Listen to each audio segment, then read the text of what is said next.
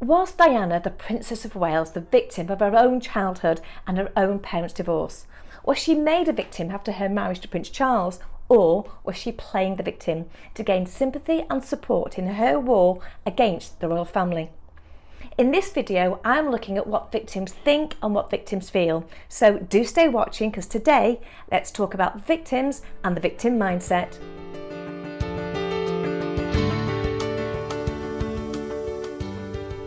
If you're new to my channel, I'm Sue Blackhurst, and I bring the world of social psychology into everyday language. I post videos every Monday and every Thursday, so by subscribing to my channel, you'll get weekly insights into the fascinating world of human behaviour. And if your life isn't quite what you're feeling it should be right now, then do download my free book on reframing self-critical thoughts. The link is in the description box below. It just might open up a whole new set of opportunities for you. And talking of new, I've been quite excited this week because my new logo was finalised just yesterday. And I said I'd give you a shout out. So massive thank you to Wish Studio 308 for being so incredibly patient with the hundreds of revisions. It literally went back and forwards for a full day, but you nailed it. I love it. I hope everyone loves it too. The death of Diana, the Princess of Wales, is still making headlines around the world. And as new personal details of her life are brought to the surface, there is still this ongoing debate on whether Diana was the manipulator or the manipulated. Many say the real Diana was headstrong, mischievous and too clever for her own good, whilst others believe she was this helpless young beauty swept off her feet by the unfaithful and unloving prince. But following her divorce, Diana was painted as the victim as she distanced herself from any blame whatsoever in the collapse of her marriage. She was photographed embracing and protecting William and Harry, images that showed this devoted mother resilient and defiant enough to protect her kids from the world's invading headlines, while still having to face the adversity by herself. When Prince Charles finally sat down to relate his version of events in that game-changing interview with Jonathan Dimbleby, Princess Diana appeared that same night in the famous black off-the-shoulder cocktail dress, renamed the Revenge Dress. She was the wronged woman and wanted the world to be on her side. Her press coverage pushed Charles right to the bottom of all the pages, and nothing the royals could do or say would change this public opinion that Diana had been thrust into the royal family like a lamb to the slaughter, and they needed to pay the price, a view that seems to remain to this day.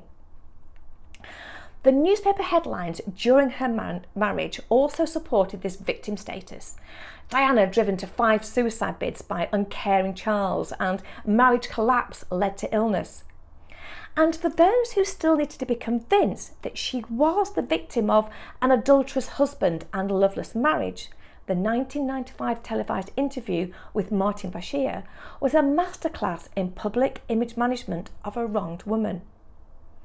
With her head bowed ever so slightly downwards, enabling Diana to cast her eyes down during the interview and then raise them to the audience at that opportune moment, cementing her emotional turmoil and drawing every ounce of sympathy from those glued to their television screens. Even her eye makeup was carefully applied to enhance this victim image. Prince Charles and the royal family have always been held accountable for Diana's unhappiness and untimely death. So, in order to work out whether Diana's words in the Martin Bashir interview reflect the mindset of a victim and were a true reflection of how she was really feeling, or whether it was an orchestrated performance in revenge for her husband's adultery, we need to look at what it means to be a victim and see how much of it comes from these external influences or are driven by internal beliefs. Bad things happen in life, and it's perfectly normal to feel sorry for yourself and feel powerless in the face of challenge like a bereavement or a divorce. But whatever the reasons, you have every right to feel that things were out of control, because at the time they were. But there are also times when things happen where the mind allocates fault and blame externally, leading us to question our own value and what we do and do not deserve. Having a victim mentality means that you blame your challenges in life on the actions of others around you and behave according to those beliefs. You will see your entire life through the negative perspective that things constantly happen to you and beyond your control, and therefore it's something that you should be given sympathy for experiencing, as in your mind it is not your fault and you deserve better. Victim mentality is an acquired personality trait, and those with a victim mentality have, in most circumstances, been the victim of wrongdoing by others or have otherwise suffered misfortune through no fault of their own. Victim mentality is usually developed during childhood from family members and situations, and it's well known that Diana struggled with the divorce of her own parents and the relationship with her mother. When someone has the belief that life is happening to them, they tend to take this approach of self-preservation when deciding how they are going to behave. So they'll turn to a healer, a psychic or a doctor looking to be somehow fixed. But without being willing to gain greater self-awareness, they fail to address the core issues that are causing the emotional pain and distress in the first place. In other words, the victim believes that others are responsible for their feelings, so they set about seeking to protect themselves from the pain that they are actually causing. In extreme cases, the victim has experienced so many screwed up and emotional experiences in their own life that they believe that they are entitled to or have somehow earned exemption from fault for their own actions, no matter how painful they are, whilst continuing to complain about every situation and blame everyone else for everything that's happening. It's almost like they feel that their past experiences give them freedom to act how they want without any consequence. This may sound familiar when looking back at the many reports about Diana's mindset, but it also rings alarm bells for Prince Harry. Because his actions over the past couple of years have been heavily criticised, but his behaviour and lack of comprehension about the consequences of these actions has victimisation all over it. Diana and Harry are both victims of a broken marriage, but so was William. So the external factors experienced by both boys are the same, meaning that Harry's internal beliefs point blame and fault on everyone else's doorstep other than his own.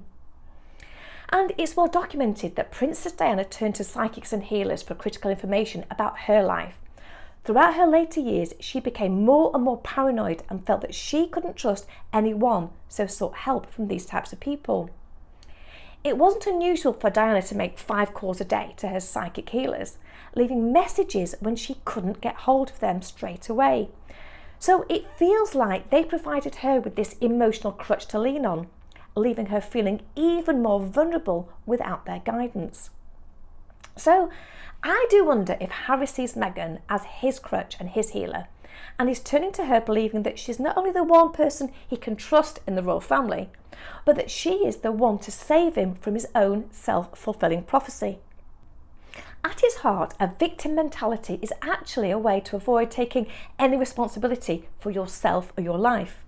Because if you believe that you have no power to do anything about it, then you don't have the ability to take any action. The victim's mindset is black and white. It's them against everyone and everything else. And by dismissing any belief that they are partly to blame for co-creating any negative consequences, they are also dismissing any possibility of or acknowledgement that they could be at fault. It did take time, but Diana gained in tremendous strength from the overwhelming public support, and I think she realised that she did have the ability to do something about her life and her public image. And I wonder if by doing the interview, Diana was in fact seeking an apology or at least recognition for the impact of the wrongdoing from the royal family. Diana agreed to do her one and only interview, believing that she was a victim of her marriage and the institution that she married into, when in fact she was the victim of the heartless and dishonest lies that Martin Bashir fed her and her brother Earl Spencer to reel her in. One of her closest friends said that she was in the grip of interviewer Martin Bashir, and there was not even a glimpse of the level-headed, fun-loving and compassionate person who was my friend. One of the interview questions that Bashir asked her was, "Do you really believe that a campaign has been waged against you?" A question that was bound to challenge her trust and confidence in her friends, family and palace staff. And only now, 25 years after she bared her soul, are we seeing that Bashir was both the inventor and orchestrator of the very campaign that he was asking her about. And a man who will only now know what it feels like to have the world turn against you and go from being victor to victim.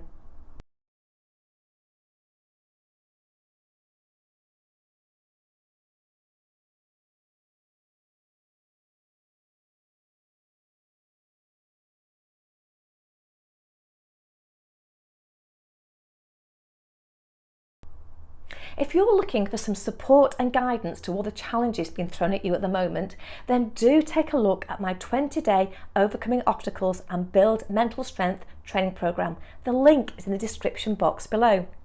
You can spend as little or as much time as you want or need as you go through each module at your own pace. Each lesson will give you the tools to help you face and overcome the challenges in your life. And there's also a full set of daily affirmations to keep you focused and motivated throughout. So start off by downloading my free book. It's in the description box below. Thank you so much again for watching. Now don't forget to subscribe, give the video a like and do leave a comment. Do take care and I'll see you next time.